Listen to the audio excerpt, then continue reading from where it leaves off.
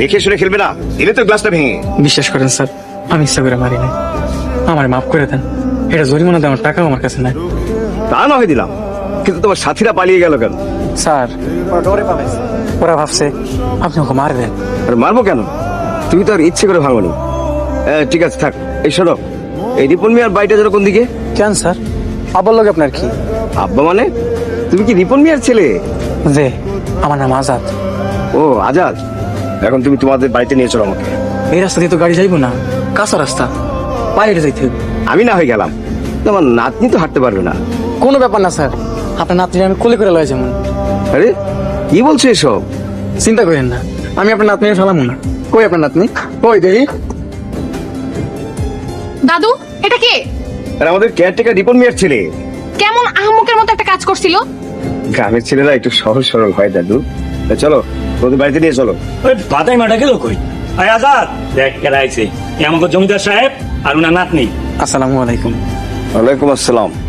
হুজুর, এইটা আমার পোলা মামুনি, আমার পোলা আজাদ। চিনি, আসার পথে সে তো আমাদের গাড়ির কাজ ভেঙেছে।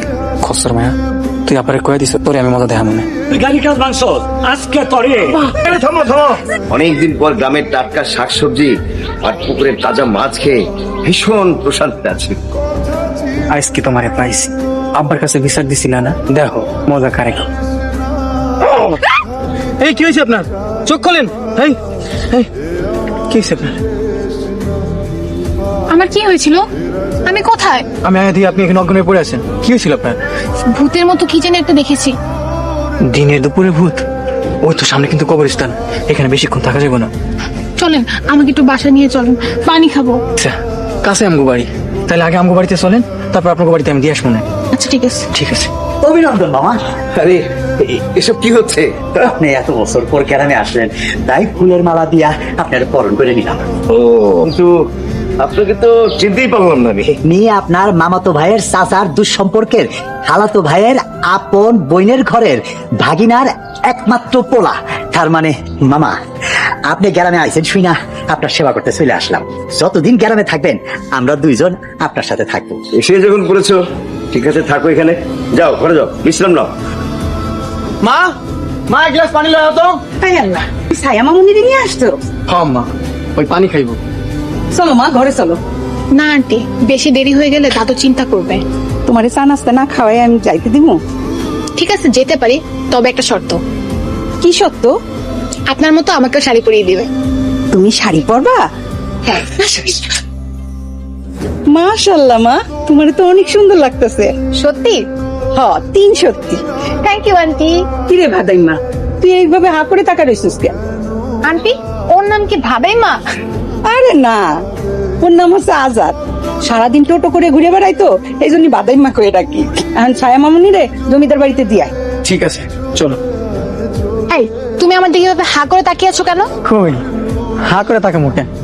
বললো না তো শাড়ি পরে আমাকে কেমন লাগছে? এত ভাবাভাবির কি আছে? ভালো লাগছে নাকি খারাপ লাগছে? আচ্ছা, ভালোর উপরে কি আছে? ভালোর উপরে অনেক ভালো আছে। তাইলে ওইটাই অনেক ভালো লাগতেছে, মনে হইতেছে খাঁটি দেশি মায়া। জানো, শাড়ি পরে না আমি আমার মাকে খুব ফিল করছি। কেন, কি হয়েছে? তোমার মা যখন আমাকে শাড়ি পরিয়ে দিচ্ছিল, তখন মনে হচ্ছিল আমার আম্মু আমাকে শাড়ি পরিয়ে দিচ্ছে। আপনার মায়ের কি হয়েছে? আব্বু আম্মু দুজনেই রোড অ্যাক্সিডেন্টে মারা যায়। তোমার ভাগ্য কত ভালো, তোমার মা আছে, বাবা আছে। মা বাবা থাকলে পরিবারটা অনেক সুখী হয়।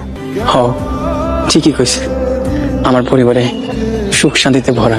আমি কিন্তু মাঝে মধ্যে তোমাদের বাড়িতে আসবো। আর যখন মন চায় তখন চলে আসে, কোনো সমস্যা হবে না। আপনি করে বলছো কেন? আমি তো তোমার থেকে ছোট হব। তাছাড়া আমি তোমাকে তুমি করে বলছি না। আচ্ছা ঠিক আছে, এখন থেকে তুমি করে কমনে। তোমাদের গ্রামটা কত সুন্দর, ইচ্ছে করছে সারা জীবন এখানে থেকে যাই। থাইকা যাও, এগুলা সবই তো তোমাকে। আরো সুন্দর সুন্দর জায়গা আছে। তুমি আমাকে ঘুরতে নিয়ে যাবা? হ, নিয়ে যাবো না। আচ্ছা ঠিক আছে।